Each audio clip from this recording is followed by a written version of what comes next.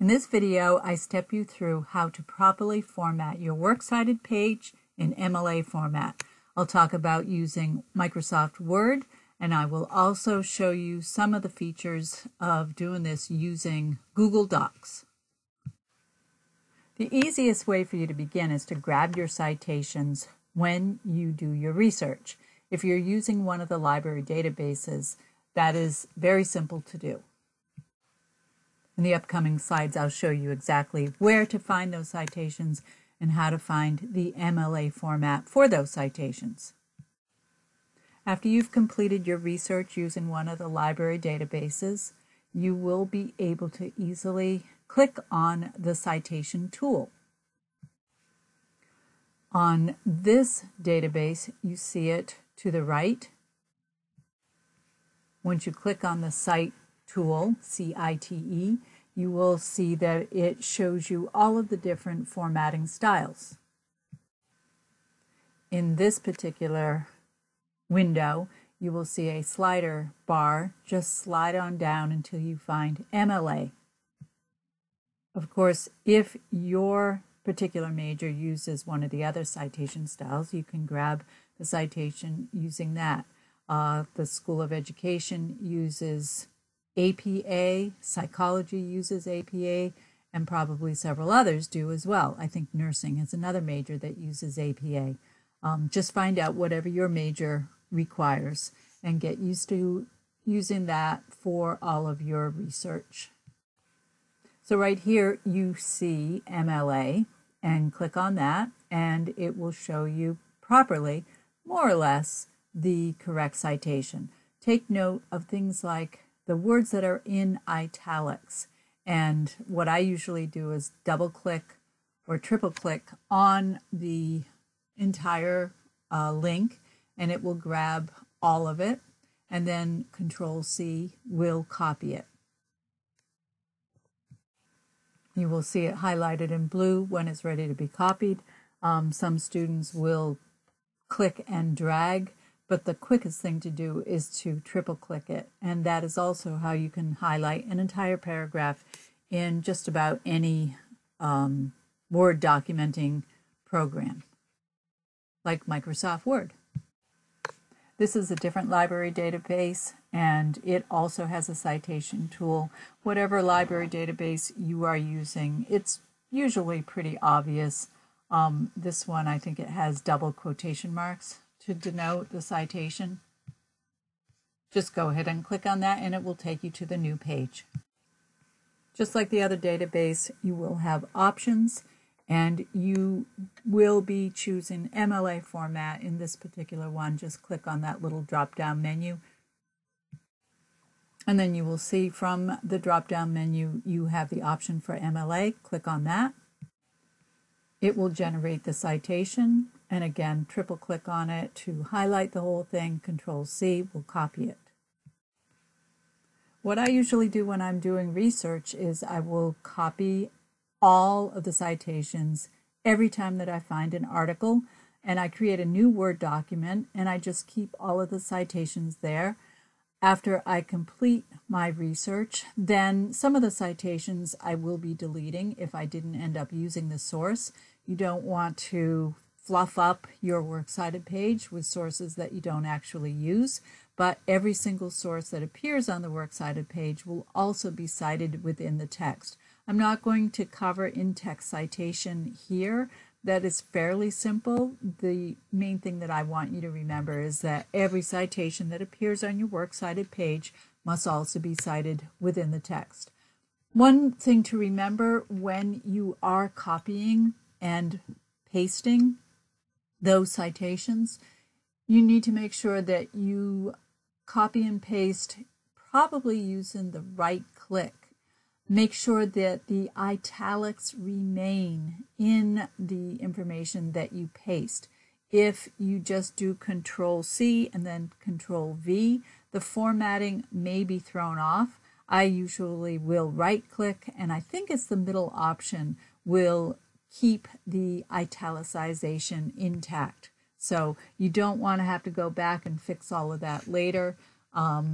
Choose the right-click and then I think it's the middle one, maintains the italicization.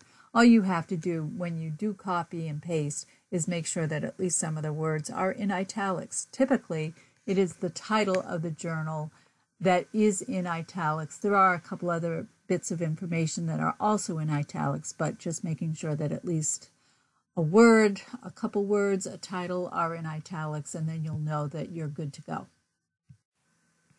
This is just that same page, and I'm showing you how it looks in Microsoft Word.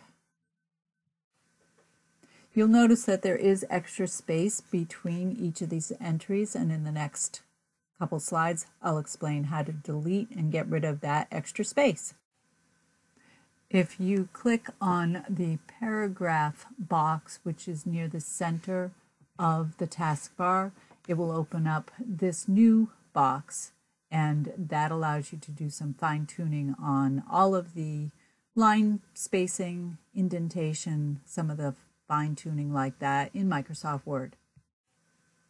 When you're working in Microsoft Word and you are in the Home tab, if you look to the middle section, there is a box that says Paragraph. If you click on the little arrow on the bottom right of that box, it will open up this new window that includes several options. And in order to eliminate that extra space, you would go over where the red arrow is pointing right now. The default is to add extra space after each paragraph. So just click on that until it says 0, and it will tighten up that paragraph so that there is no extra line space between each entry. In order to indent the second line of each entry, which is correct MLA format, you want to indent the second line by 1/2 inch. Click on this option where the arrow is, and it will open up a drop down. You want to click on Hanging Indent. If you want to indent 1/2 inch on every paragraph, which is what you would do in the body of the paper, you would click on and choose first paragraph or first line. But for this, we want Hanging Indent. And you can see it is highlighted in blue right here. The other thing that you want to do, every entry, every single part of a paper in MLA format is double spaced, and you can accomplish that for the entire document by clicking on line spacing and choose double. Once you have set all of these features, just go ahead and click OK. And this shows you how the citation page should look, with the first line left justified and all of the remaining lines indented 0.5 inches. Everything is double spaced. There's no extra space between entries. The other little fine-tuning that you need to do is make sure that you have changed the font to Times New Roman and that the size is 12 point. And this is how the page should look. Times New Roman font, 12 point, first line left justified, remaining lines indented, quick and easy, easy for you to do for the entire Works Cited page. Just to reiterate, that first line is 1 inch from the left margin. Remaining lines are indented 1/2 inch. The complete opposite of what the rest of the paper will look like. Those of you who are using Google Docs, which is a nice idea, if you need something to use as a cloud-based storage, it automatically saves. It's a very useful tool. It's not necessarily easy for you to submit from there, but you can do it. But you can also do the same formatting in Google Docs, and I'm going to talk about that in the next couple of slides. So this just shows you what those same citations will look like. I copied and pasted them from my Word document into Google Docs. On the taskbar in Google Docs, you will choose Format. Click on that. And then you want to choose Align and Indent. Click on that. This will open up a new window that has several new options for you. And you want to click on that bottom one that says indentation options. This will look a little bit different than how it looks in Word, but you want to click on the bottom that says Special Indent. And you have the option for hanging. Click on that. It will automatically default to 0.5 inches. You can change that if you wanted to, but typically both MLA and APA always have a 1/2 inch indentation. And that is the best option for you. Go ahead and click. In this slide, I'm just trying to point out to you how the boxed edge is the same even margin on the left-hand side. There is extra space between the entries, but we'll talk about that in a bit. And just like in Microsoft Word, if you have clicked on that special indentation options, you can change it so that it will indent that second line a 1/2 inch.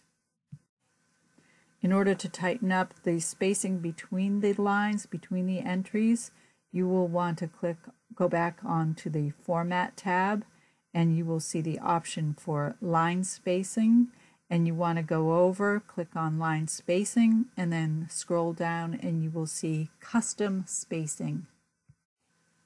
Here you see line spacing.